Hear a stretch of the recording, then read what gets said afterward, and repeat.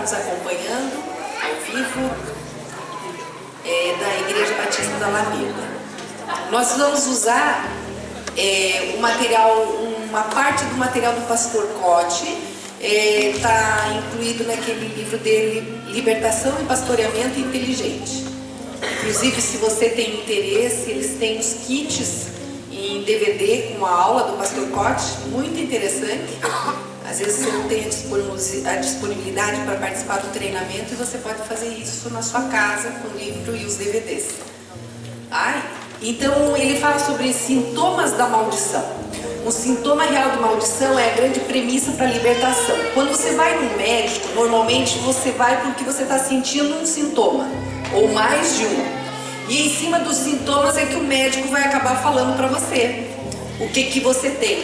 Na parte de libertação, o sintoma ele vem exatamente para nos ajudar. É como perguntar, dor é bom? Não, ninguém gosta de sentir dor. Mas a dor ajuda a gente procurar aquilo que a gente precisa. Dificilmente alguém é disciplinado ali no dentista sem sentir dor, né? Normalmente você já chega pedindo emergência porque você já está com muita dor, senão você fica evitando o dentista. E também os sintomas seria essa dor. Precisa haver um ajuste e aí a gente vai ver isso na nossa vida, né?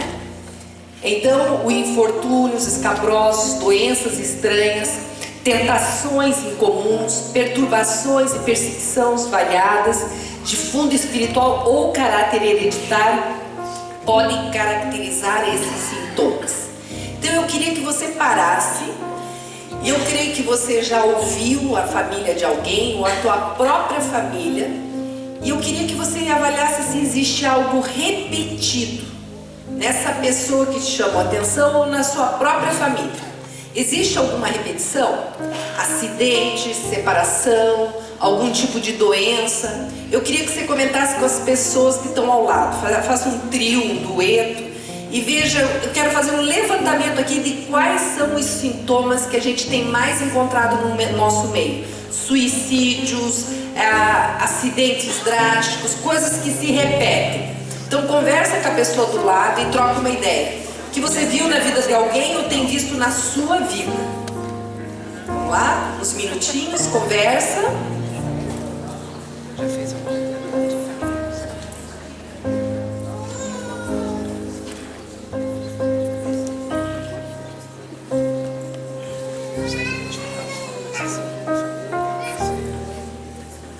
Então me ajude, vamos lá. Que coisas que vocês viram se repetindo? Vão falando só pra gente... Separação, família que tem muito divórcio, depressão, família com muita depressão, traição, normalmente família tem traição e tem divórcio, anda de mãozinha dada, irmãs gêmeas. Acidentes, muitos acidentes, e com morte? Com morte. Alcoolismo, tabagismo. Como? Bebida, álcool. Normalmente álcool, vício de forma geral, entram outras drogas também. Mais algum outro? Falência financeira. Então é aquilo, às vezes a pessoa cresce e bum. E aí isso você começa a ver na história. Então a nossa sugestão, gente, é você começa, chega em casa, faz lá. O teu mulher é redondinho, o homem é quadradinho, né? Então tô eu, e aí sobe. Vou pensar no meu pai, na minha mãe, vou ver os meus tios por parte de mãe, meus tios por parte de pai. E aí eu vou lembrando a história de cada um, como que está a história de cada um. Aí eu subo mais um pouquinho. Os avós por parte de mãe, os avós por parte de pai. E aí eu subo mais um pouquinho. Então vocês entendem? Essa sugestão para você começar a fazer essa autoavaliação, isso já é um mapeamento. E você vai completando. Porque às vezes você vai numa conversa, você vai querer agora tomar café com a tia, fofoqueira, com o tio, com o vô, com a avó. Essas são as melhores fontes que a gente pode pegar para entender esses tipos de sintomas. Deixa eu voltar. Acho que apaguei isso. Deixa eu só voltar ali. Dom ministerial contaminado, às vezes quando a pessoa veio da Umbanda, da Macumba, teve já espiritismo, ela tem que cuidar, porque às vezes o que ela está tendo como revelação não é o Espírito Santo de Deus que está dando, mas é algo que não vem do Senhor, tá? E as enfermidades repetidas e crônicas que nós falamos, esterilidade crônica, é bom avaliar isso, quadros de desintegração familiar, insuficiência econômica contínua, são pessoas que trabalham, parece que nunca aquilo que ela consegue trabalhar, parece que não tem fim. Situações crônicas de perdas repentinas, acidentes, cirurgias frequentes, fracasso crônico associado a histórias de suicídio, ira incontida associada à história de homicídios e crimes na família, insanidade e colapsos mentais crônicos, períodos de memória da infância apagados, tendência ao surto. E é interessante isso, quando o pastor Marco falava sobre o eu cego da Janaela de Johari, nós temos orado repreendendo todo o espírito de esquecimento. Interessante que você repreende o espírito de esquecimento. Às vezes você mal acabou a oração, a pessoa está, acabei de lembrar disso, acabei de lembrar de tal coisa. Então é muito interessante o acesso a essas memórias que o Espírito Santo dá. E quando no mundo espiritual o diabo quer que você esqueça de determinadas coisas. Transferência familiar de comportamentos e vícios, quadro familiar crônico de mortes prematuras, viuvez e perda de filhos, cadeias pecaminosas de caráter hereditário e problemas anormais e desvios na área sexual. Então todos esses desvios que chamam a atenção. E aí vem o mapeamento espiritual. Então o que a gente faz? Essa verificação de sintoma vai começar a nos alertar que existe alguma coisa. Todo o meu histórico espiritual é dentro de uma igreja batista.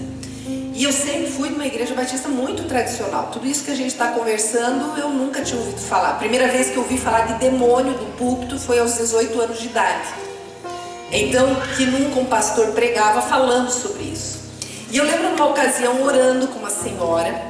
Aquela senhora arrotava muito e bocejava muito. E na minha cabeça eu disse, ela tomou Coca-Cola na hora do almoço e está com sono. Com uma boa batista. Sem perceber que no momento de uma oração, às vezes até num culto, a pessoa, isso é a demonstração da presença espiritual de demônios. Então mesmo às vezes você está em aconselhamento com alguém, você vê a pessoa arrotando, a pessoa bocejando, você para. Vamos orar sobre isso? Porque eu estou vendo que você está arrotando bastante. Não quero dizer com isso, gente, que a gente vai usar eventos naturais e espiritualizados. Uma ocasião nós fomos chamados para orar com uma criança, meu marido e eu, uma criança de 3 anos, os pais ligaram, corre para cá porque a Carlinha está endemoniada. E a gente foi orando no caminho, não entendendo, os pais muito crentes. A criança, chegamos lá orando com ela, não sentimos testificação nenhuma. Meu marido ligou para o irmão, que é pediatra, e ela estava com uma crise glicêmica. Estava se manifestando nela realmente a diabetes. Então todo o quadro, então nós temos que cuidar para não espiritualizar o natural e não colocar como natural o espiritual. Por isso que a gente tem que sempre ter essa prudência e o discernimento. Então nesse momento, tanto a Karina quanto eu, a gente vai contar algumas coisas para que vocês comecem a se antenar nos acontecimentos. Eu queria começar comentando um testemunho que foi a pastora Tânia que comentou, que aconteceu lá no Mato Grosso. E ela disse assim, como foi no Tocantins, foi público. Era um homem que ele tinha uma boate para os jovens. E essa boate funcionava normalmente, mas tinha matinê, sábado e domingo. Crianças menores de idade poderiam ir lá dançar um pouquinho. Então eles faziam uma matinê. Só que os adultos não poderiam entrar na boate nesse horário. Só eram as crianças menores de idade. Então as mães deixavam as crianças entravam, dançavam e saíam. Só que o que não era claro, que lá dentro já existia um grupo de pedófilos que acabavam assediando as meninas e os meninos, e isso foram durante anos. O proprietário dessa boate tinha uma filha que ele mandou para fora dessa cidade estudar, achando que com isso ele estava imunizando a filha da atitude que ele estava tendo, porque aquilo foi segredo por anos. E essa moça acabou crescendo e depois, mais tarde, encontraram o corpo dela. Ela tinha sido morta, que era ela se prostituía, era uma prostituta de alto nível. Aí você fica pensando, mas por que ela, filha de um pai tão rico, se prostituía? Isso que nós falamos sobre a perseguição espiritual. O que você faz no oculto pode ser oculto para as pessoas, mas no mundo espiritual não é oculto. Você está abrindo espaços onde o inimigo vem e tem acesso à tua geração, às tuas futuras gerações. Assim como você pode sofrer perseguição espiritual por causa da atitude de alguém na tua antecedência. Os teus avós, teus pais, o que eles fizeram às vezes justifica exatamente o que você está passando. Ainda a pastora Tânia conta o caso de um rapaz que tinha uma atração muito grande por crianças. Ele, sendo um líder religioso, ele procurou ajuda. Ele disse assim: eu olho as crianças, eu me sinto excitado por elas. E aí, fazendo toda essa avaliação, houve o caso de, olhando o histórico, o avô dele, ele tinha sido, a mãe dele era uma prostituta, e até os 6 anos ele morou com essa mãe, onde ele ficava debaixo da cama enquanto a mãe se prostituía.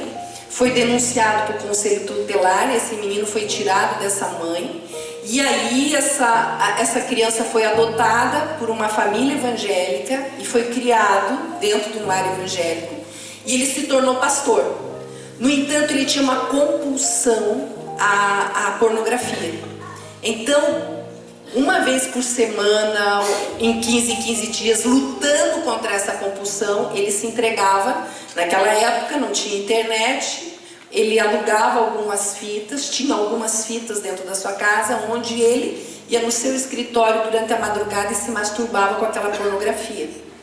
O filho mais velho dele, um dia escutou os gemidos do pai, foi lá e acabou presenciando, mas em silêncio, não contou para ninguém. Só que toda vez que o pai levantava para assistir aqueles filmes pornográficos, ele ia atrás e, escondido do pai, ele assistia.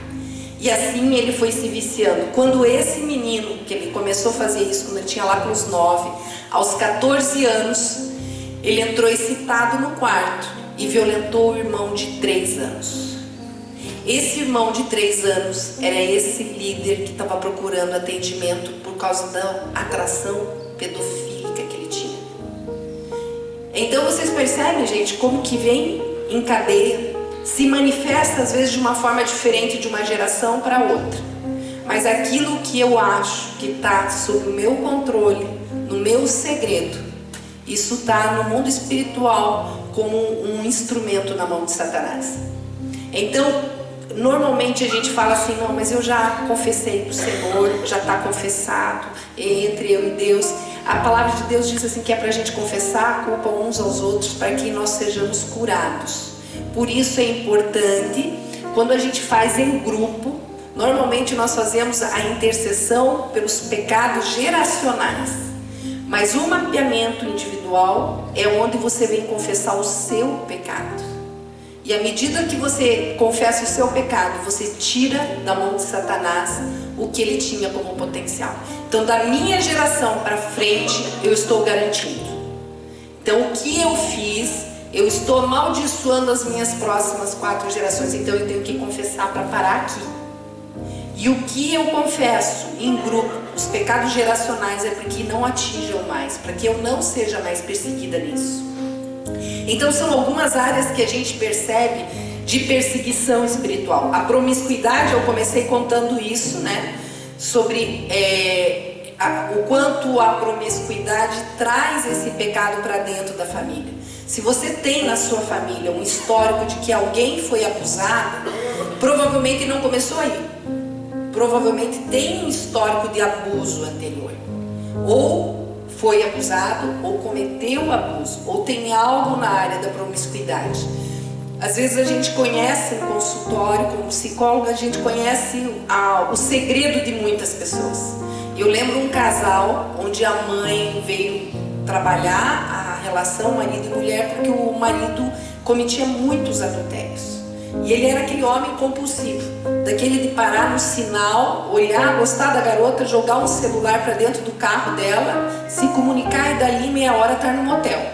Ele era extremamente conquistador. Só que o que esse homem não sabia é que a filha caçula dele já tinha se tornado amante do sócio da empresa dele. Então são coisas assim que você acha que é você que está fazendo, mas principalmente o pai e a mãe abrem o telhado da casa e as coisas começam a acontecer dentro da sua casa. Então esse é um caso de promiscuidade. Não sei, Cá, lembrou de algum seu que você quer comentar? A outra coisa, o espírito de morte. Tem um monte que quer contar qualquer um. Bem, o espírito de morte é muito interessante, gente, que ele entra na família porque alguém cometeu homicídio, porque alguém tentou suicídio, porque alguém abortou, tomou a pílula do dia seguinte. Houve uma história de morte, às vezes não voluntariamente, atropelei alguém, eu bati o carro, nesse carro alguém se acidentou. Então esse espírito de morte começa a perseguir a família. E você vê as pessoas com muitas ideias suicidas, muito sentimento de não querer mais viver. Eu não sabia, mas no Japão, quando a mulher está grávida, ela chega para o seu ginecologista e ele pergunta: você vai levar à frente essa gravidez ou você quer abortar o seu bebê? E sendo que o Japão tem um dos índices mais altos de suicídio.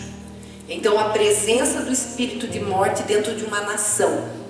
Então é um grande motivo para o Brasil estar orando para que não seja aprovado a lei do aborto. Porque se nós já temos nossos adolescentes se mutilando, como tem se mutilado, imagine se isso se efetiva no nosso país. Quer contar alguma coisa?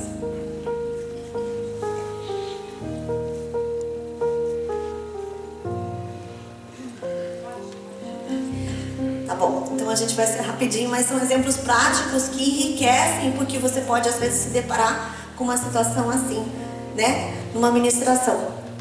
Até casou a questão de prostituição com o espírito de morte. Quando a gente fala de mapeamento e de causa, que nem diz a Silvana, alcoolismo. Não, a gente vai pegar o vício, porque não é só o álcool. Então a gente vai investigar no princípio, na essência da causa, tá? Como a gente diz, às vezes a pessoa nasceu no lar cristão e não praticou nunca a idolatria, mas ela vem de uma linhagem totalmente idólatra. Daqui a pouco essa pessoa botou o nome do filho de Tel e está idolatrando o filho, né? Então é o princípio.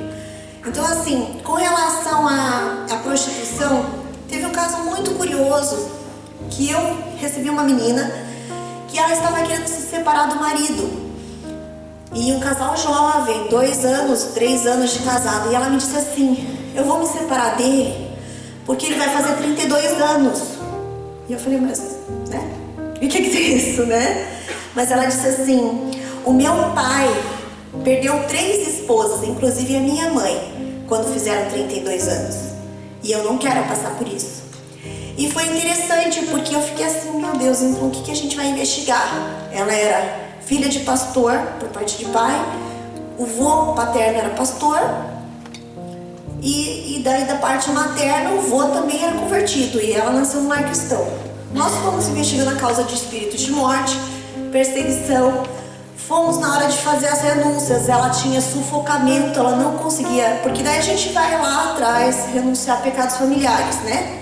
Se meus pais, avós ou bisavós praticaram algum homicídio e eu não sei, quando ela começou a falar isso, sufocava. Então nisso a gente entende o quê? É uma testificação que o Espírito Santo está dando que realmente alguma coisa tinha, né?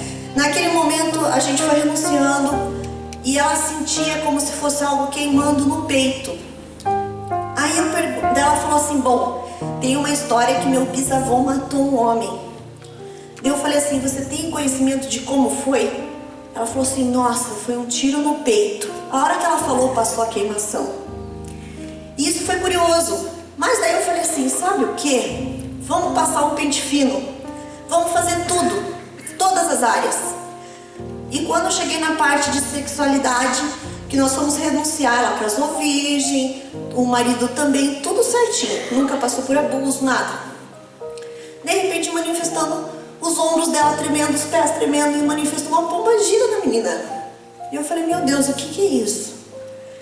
Só que ela estava consciente, mas ela dizia, eu não consigo parar de tremer, eu estou com vontade de rir, eu estou sentindo um cheiro de perfume muito forte. Então eram indícios que a gente vê como testificação do espírito de prostituição.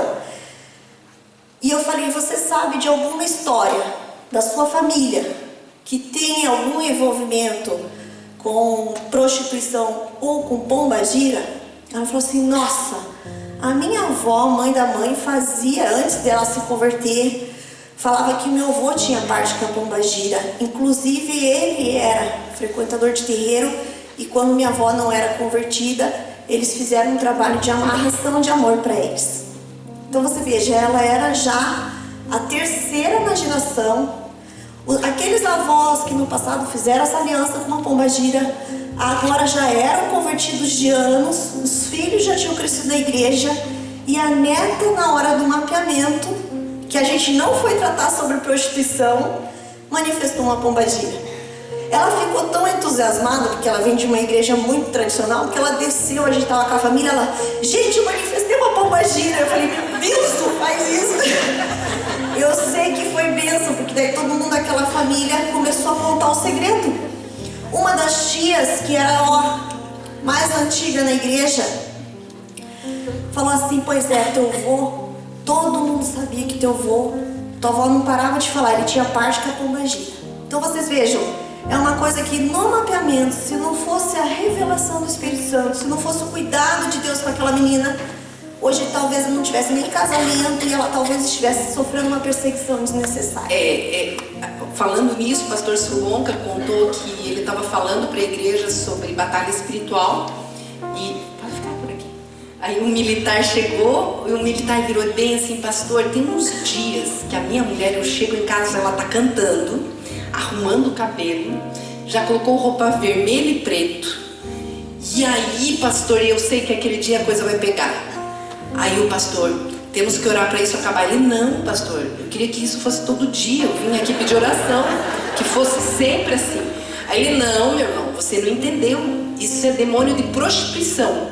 Ele, como assim? Ele disse, você ouviu o quanto que eu preguei aqui. Agora você vai chegar lá e você vai orar e vai repreender o espírito de prostituição na sua esposa. E pastor, dois problemas. Um, se eu repreender não for, eu vou apanhar dela. Dois, se eu repreender e for, eu não sei o que fazer. Aí ele diz, meu irmão, você não está ouvindo aqui? Você tem autoridade em Cristo Jesus para repreender, para ele sair. Então o dia que acontecer, você me liga que eu vou estar em intercessão. Chegou um dia, o pastor Sulonca disse que estava lá na casa, bateu o telefone. Pastor, é aqueles dias. Ela está cantando lá no quarto. Já vestiu vermelho e preto. Ele, então vai, meu irmão, que eu estou orando. Deu uns 10 minutos daqui a pouco. Pastor, ela está no chão. O que eu faço? Aí ele ficou orando. Eu sei que depois o pastor veio acompanhar. Gente, toda vez que essa mulher estava de branco, de vermelho e preto, ela dava um trato no marido. O marido ficava dormindo. Ela saía, ela já tinha pego quase um batalhão inteiro. Os soldados, como ela era esposa de um oficial, eles ficavam quietos, mas ela já tinha dormido com a maioria. Então o que ele faz? Ele teve que transferir, pediu transferência e a mulher foi liberta. Então vocês vejam, hoje pastor Marco, nós vamos orar para as mulheres terem mais fogo. O fogo do Senhor. Do Senhor. Aí quando o pastor falou, eu lembrei dessa do Solonca, eu disse, deixa eu anotar aqui. A outra coisa, a idolatria. A Karine trouxe a questão da idolatria. Nome consagrado a santo. Muito interessante isso. Eu estava numa ocasião, eu estava acompanhando uma pessoa e aí eu estava dando alta no consultório. Como ela era evangélica, aí sobrou uns 15 minutos. Eu disse, sobrou uns 15 minutos, vamos orar nesses 15 minutos, porque o teu nome é consagrado, né? Ah, é consagrado para fulano e tal. Então vamos orar. No que oramos, houve manifestação demoníaca. Num outro encontro que a gente estava, uma das meninas, ela na hora do parto, ela quase morreu, a avó correu, consagrou o nome e disse lá para a santa, não sei das quantas, que se a neta sobrevivesse, ela daria aquele nome. E quando a gente foi orar com ela, justamente entre o 8º e o 9º mês, orando por aquele momento do parto, ela se deitou nas almofadas e sentia como se ela estivesse morrendo. A mentira e o engano de Satanás: você quer quebrar o pacto, você vai morrer. E aí nós repreendemos toda a mentira daquele momento e consagramos o nome dela a Cristo Jesus, porque quem nos chama pelo nome é o Senhor Jesus. Então, nesse sentido, você não precisa sair mudando de nome, mas você vai quebrar toda a consagração feita através do seu nome. Lembrou de mais alguma coisa? Uma fala, outra lembra, é assim, sabe? É que essa parceria é boa, porque né, tem muita coisa, muita história para contar. Nós estávamos ministrando para um grupo de mulheres uma vez, a Sil me chamou como intercessora e foi muito bacana, porque enquanto a Silvana fazia um mapeamento, eu via como se fossem cenas de carros capotando, batendo, e eu bem quietinha, né? Fiquei ali esperando a Silvana ministrar, e ela estava ministrando na área de idolatria, e eu vendo os carros, mas batidas violentas de automóvel. Quando a Silvana olhou pra mim, quando eu vou ficando muito quieta, ela já me conhece, ela fala: cara, você tá pensando em alguma coisa? Eu falei: sim. Eu falei assim: eu tô vendo muitas cenas de carros batendo, de acidentes. Aí ela falou assim: sim, na minha família, minha filha mesmo acabou com a Range Rover. Capotou, meu irmão morreu em acidente de carro, meu tio morreu em acidente de carro. Minha família tem muita perseguição nessa área de acidentes. Na hora eu venho de uma história de catolicismo também, mas na hora eu não tinha me ligado, mas veio assim na minha cabeça: São Cristóvão. E eu falei pra Sil, falei: tem alguém devoto de São Cristóvão na sua família? Ela: nossa, meu avô e meu pai, lá na cidade de Cascavel, eles construíram o templo para São Cristóvão. E São Cristóvão é o padroeiro dos motoristas, né? Então a gente sabe que quando a gente invoca o santo para proteger, é justamente naquela área que você faz uma aliança e acaba tendo perseguições, né? Então é isso. Tá? A outra coisa com espírito de morte, eu lembro num retiro que a gente foi fazer, uma das líderes do retiro, ela disse pra mim: Sil, eu vou estar jejuando porque a minha mãe vai no retiro e a minha mãe tá meio afastada, então dá cobertura aí no jejum que eu vou estar firme. E durante a ministração, eu vi uma muvuca no fim assim, e depois eu fiquei sabendo, era essa própria líder do encontro que foi levada porque o inimigo veio e começou, como esmurrar o corpo dela. Eu nunca vi uma coisa assim. Ela estava totalmente consciente, ela se segurava na beliche, porque o inimigo vinha e tentava jogá-la para fora da cama. E ela declarando: Senhor Jesus é o meu Senhor. Ele enfiava, ele dava soco na barriga, tentava empurrar. E a outra pastora que estava junto, ela disse assim: Sil, fica orando com ela que eu vou pegar a mãe dela. Vou entender o que tem no mundo espiritual. Eu sei que oramos umas 2 horas e aquilo ficou em banho-maria, não resolvido. Aí ela chegou, procurou a liderança da igreja dela, e a liderança, não entendendo, disse que era uma crise de estresse que ela estava passando. E aí ela me procurou e disse: Sil, você estava junto, aquilo era estresse? Eu: não, amiga, isso era demônio. Ela: Sil, como que poderia ser o demônio me atingindo se eu sou uma crente em Cristo Jesus? Eu disse: vamos perguntar para os universitários. E nessa, a pastora Tânia estava vindo ministrar na igreja. Eu liguei: pastora Tânia, dá pra gente sentar?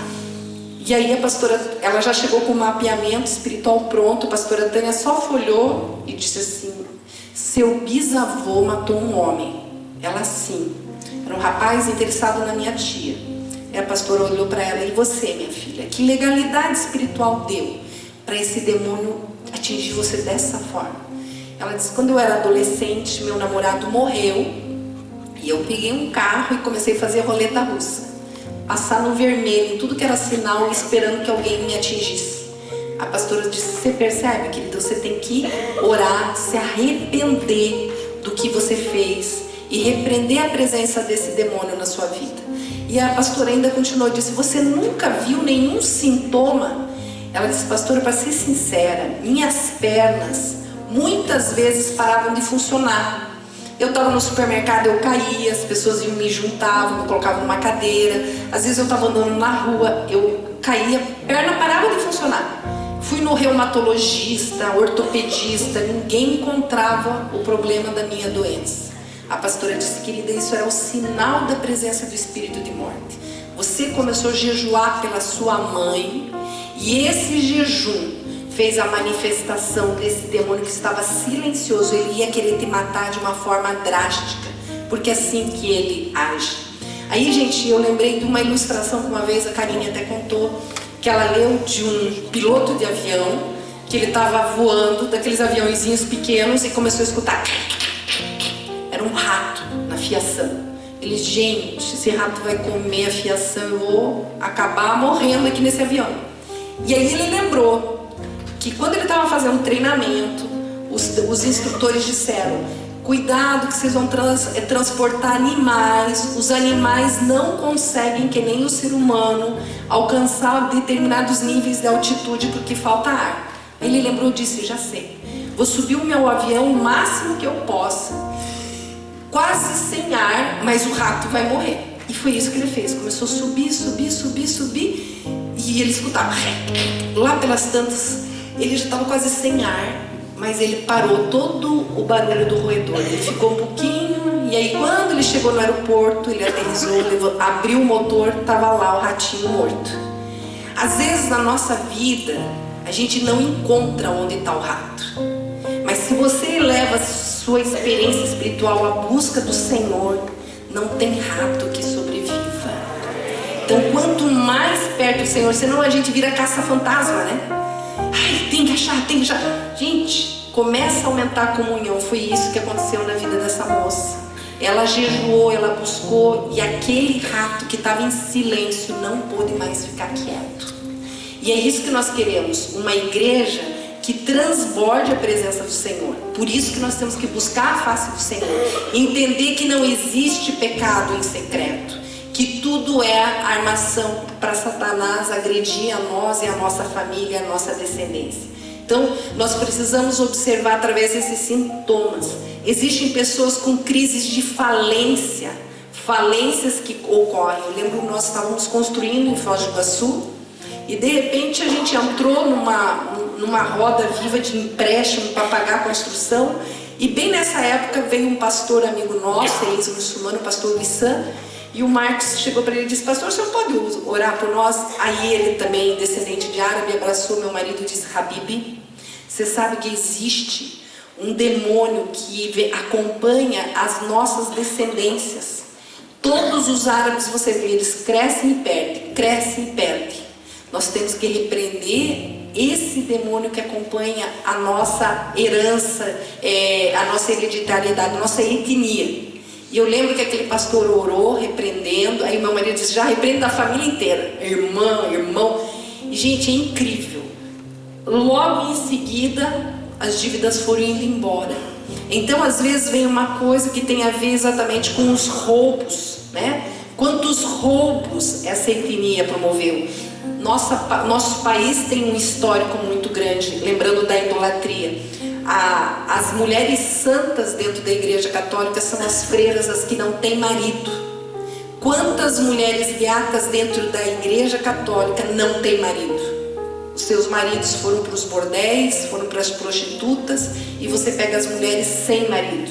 Ou dentro da sua descendência, famílias onde são várias mulheres sem maridos, ou morreram ou se divorciaram. Então tudo isso é sinal para a gente estar orando. Lembrou de mais alguma coisa? Sim.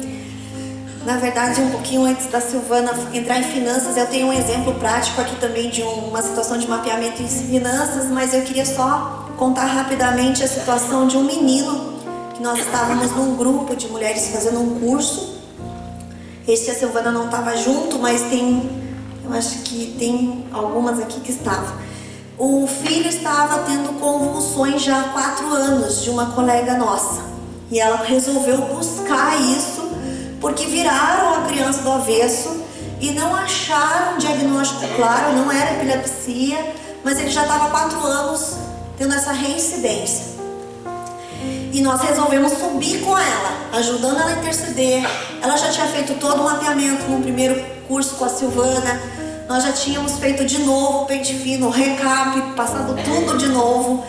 Investigação de espíritos de morte, porque essa criança estava sendo perseguida e nada. Um dia nós fomos orar na casa dela, porque uma das participantes do grupo teve um discernimento. Vamos lá na casa dela, ver se não tem algo lá que está dando legalidade para esses ataques de convulsão. Nós fomos. E o menino veio, eu pedi para orar com ele. Ele estava na época com 9 anos, isso já faz uns 2 anos e meio, 3 anos. Ele sentou no meu colo, pedi para ele vir, ele já me conhecia, né?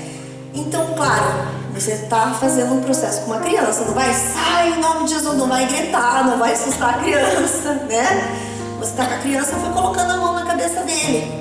Tinha óleo, eu fui colocando a mão na cabeça dele. Senhor, permita-nos ter a revelação do Senhor. Por que essa criança tem sofrido? Se é consequência de pecado, de herança, de perseguição, que o Senhor esteja revelando neste momento. Que o Senhor dê aqui para a mãe, que está aqui representando o mundo espiritual como autoridade. Ela parou assim, ela falou, Karine, eu lembrei. O meu pai, isso eu não tinha lembrado. O meu pai estava voltando de uma festa de casamento, ele estava alcoolizado, bateu o carro.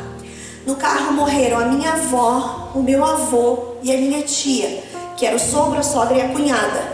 Neste momento o menino saiu correndo, gritando, lá pro quintal.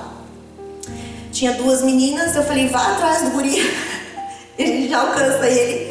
Eu peguei a mãe, mas ele saiu como se estivesse realmente endemoniado, menino. Eu peguei ela, nós fizemos a renúncia, ela fez a renúncia desse homicídio, não, né? O pai não tinha se responsabilizado, na época ele acabou fugindo das consequências. Enfim, ela como filha e como mãe se colocou de forma responsável, rompendo qualquer vínculo ou legalidade desse espírito de morte, está perseguindo o filho. E nós temos aqui já o resultado disso. O menino nunca mais teve nenhuma convulsão, para a honra e glória do Senhor. Então assim, naquele momento a gente precisava de uma resposta. O grupo como um todo, a gente andou praticamente 4 meses em oração, em jejum, para buscar isso. E tem um texto que o próprio pastor Cote usa desse material, que eu fiquei gravado nisso, que eu acho que é 2 Samuel 12:12, que Natan confronta Davi e diz assim para ele: o pecado que você fez às escondidas, o teu filho vai fazer à luz do dia. Então isso para mim soa muito forte em libertação. Você tem que ter a consciência de que quando se trata de filho, acabou a reputação, acabou a vergonha. Pega uma pessoa da sua confiança e abre tudo. Porque aquilo que só você e Deus sabe, coloca uma vírgula, o diabo também sabe. Então é importante você abrir tudo, não esconda nada. Porque isso o inimigo vai usar contra você e provavelmente contra a sua descendência. Só pegando um gancho, que outra coisa que às vezes passa desapercebido é a bastardia no nosso meio. Então, qualquer criança concebida fora do casamento, ela é um filho bastardo, mesmo que você veio se casar depois. Foi concebido fora do casamento e essa criança ela não tem uma proteção espiritual. Aí ela recebe perseguição espiritual. Pastor Cote tem falado isso e quando eu ouvi a primeira vez, eu me achei que não era desse jeito. E aí nós estávamos há pouco tempo, veio um menino com 16 anos, trazido pelos pais, e ele com uma perseguição espiritual, ele tinha fantasias de estar fazendo sexo com o próprio pai. E aí ele era um filho adotivo, e ele dizia assim, ele falava para nós, eu conto para o meu pai e para minha mãe, porque eu me alivio um pouquinho. Mas ele tinha as fantasias de sexo com o pai. Era perseguição atrás dele. O que nós fizemos? Nós oramos com ele, rejeitando toda a herança, e chamamos o pai e a mãe adotivos, e eles assumindo no mundo espiritual a herança dessa criança. E aí ele veio, deu 15 dias, ele voltou, ele disse, ai tia, passou tudo tia, porque era uma perseguição. Então ele disse que era sonhos, e às vezes mesmo durante o dia eram pensamentos que não paravam. Uma outra pessoa, a gente estava conversando, ele disse que ele tinha a sensação de espíritos virem ter relacionamento sexual com ele à noite. que a gente chama incubus e sucubus, né? A parte feminina e a masculina. E eu olhei para ele e disse, interessante, isso aqui sempre está relacionado a alguém da sua família que teve envolvimento sexual com animal. A teoria mostra isso. Aí ele abaixou a cabeça e ele disse, não foi familiar, eu deixei um animal me cheirar. Então vocês vejam como é no mundo espiritual. Você vê o sintoma e você acaba deduzindo a causa, né? É só um exemplo sobre finanças que foi muito interessante. Isso não foi nem no mapeamento. Eu estava conversando com uma amiga no telefone e ela dizendo assim, Karine, olha, estou fazendo curso com vocês, tenho ido para tudo, tenho ido no culto de libertação, tenho feito assim campanhas com a minha célula, mas a minha vida financeira, se for perguntar para mim, não sei o que acontece. Não sei. Já fiz tudo o que eu podia fazer e eu preciso de uma resposta, porque eu ganho daqui a pouquinho uma comissão, daqui a pouco bate meu carro, eu tenho que gastar. Daqui a pouco tem alguma coisa. Enfim, já fez todas as renúncias possíveis. E em finanças, no mapeamento, nós fazemos a renúncia, né, de todas as possíveis ligações e vínculos de empenho financeiro com as trevas. Você pagou vício, você pagou oferenda para demônios, você lesou alguém através do roubo, como a Silvana falou. Pagou aborto. A gente vai pesquisando. E eu fui pesquisando tudo de novo com ela. O pastor ontem pregou muito bem aqui sobre Mamon e todas as possíveis causas de envolvimento. No mapeamento na área financeira, você vê tudo que a pessoa fez que envolve valor monetário, tá? Eu já tinha feito tudo aquilo com ela por telefone.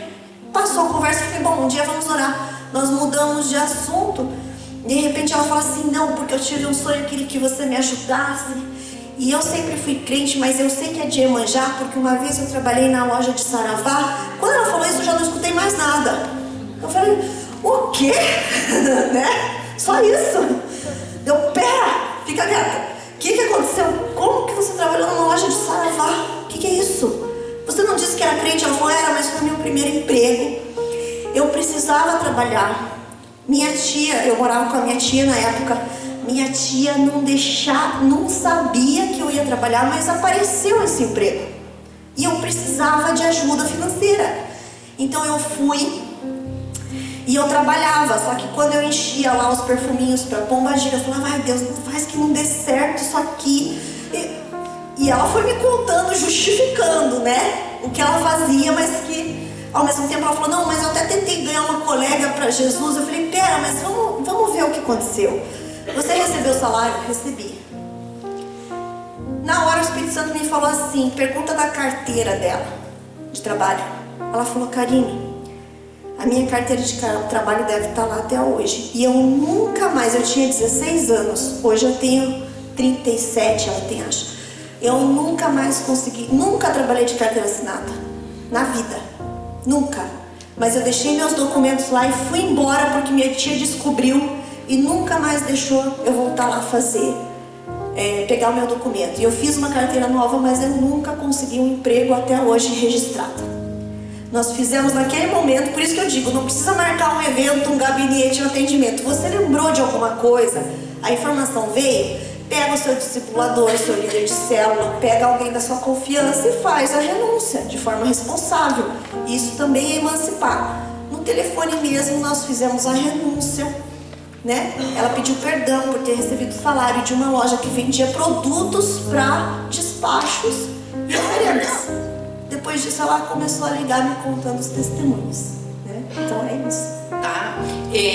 Aí eu sempre falo que é um capítulo à parte, toda a parte emocional. Então, um dos sintomas da ausência de perdão é a apostasia da fé. Então, quando você vê uma pessoa com uma dificuldade de crer em Deus, esfriando na fé, pode ir fundo que você vai descobrir que essa pessoa tem uma mágoa não resolvida. Deus é a fonte do amor. Então, quanto mais perto você está de Deus, mais fácil fica você perdoar as pessoas. E o inverso acontece. A presença da mágoa, a presença da rejeição, de uma dor, faz com que a pessoa vá se distanciando do próprio Deus, porque a fonte do amor já não está mais dentro dela. Então é importante você tratar, deve se bater de frente, que ela tem que vir para a igreja, é você orar para Deus dar discernimento onde está a ferida dela. Às vezes é com o próprio pai dela, com a mãe, com alguém importante. E a rejeição, a mágoa, ela traz muitas consequências na área emocional. São pessoas que se sentem muito rejeitadas, pouca dificuldade em se sentir recebidas dentro de um grupo, extremamente sensíveis. Então é importante você vasculhar isso e ajudá-la a ser curada nessa área, e consequentemente a própria vida espiritual dela vai seguir em frente, né? Foi um rapidinho, gente, que a gente passou alguns sintomas para vocês sentirem como que funciona, mas eu volto a lembrar vocês da ilustração do avião. Subam, subam, subam mais perto do Senhor Jesus, e através do Espírito Santo você vai ter o diagnóstico da sua vida espiritual, e aquilo que não for diagnosticado vai ter que sair correndo, porque a presença do Senhor vai ser abundante nas nossas vidas, amém? Tá bom? Era isso, pastor.